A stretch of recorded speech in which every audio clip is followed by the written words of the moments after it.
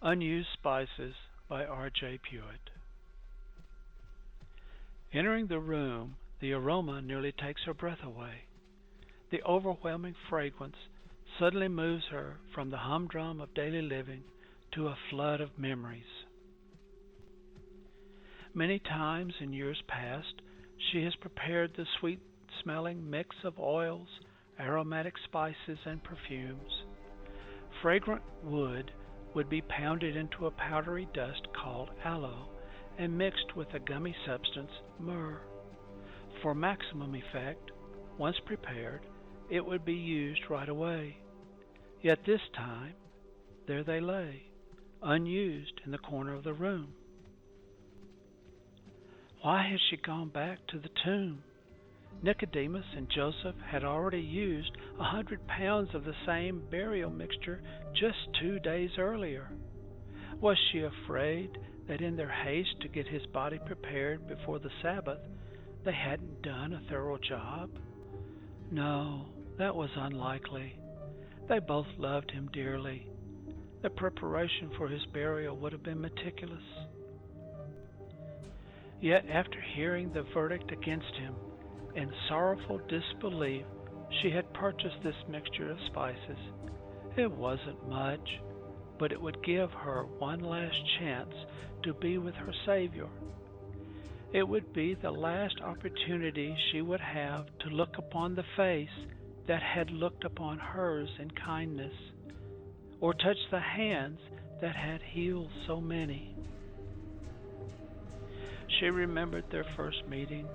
Consumed by 7 demons, she was unable to work, play, or even have a family. When he spoke those wondrous words, the demons left her. Instantly, he became her family, her Lord and Savior. She would follow and serve him for the rest of her life. The events after his death had left her numb and confused. There was the crucifixion, an earthquake, darkness in the middle of the day. Priests were reporting that the temple veil had split in 2. Graves in the area thrown open, and dead men walking about. Then it was a Sunday morning like no other. She and Mary returned to the tomb, only to find him gone. He had to be there. She watched Joseph and Nicodemus put him there. She saw the soldiers seal and stand guard over the tomb. But when she arrived that morning, all she found was an angel. She thought it odd when he asked her, "Why do you look for the living among the dead?" She wasn't looking for the living.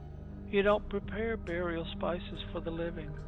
She was looking for the man they had crucified, not the God that had risen. Then Jesus himself appeared to her and called her by name. How was one to take it all in?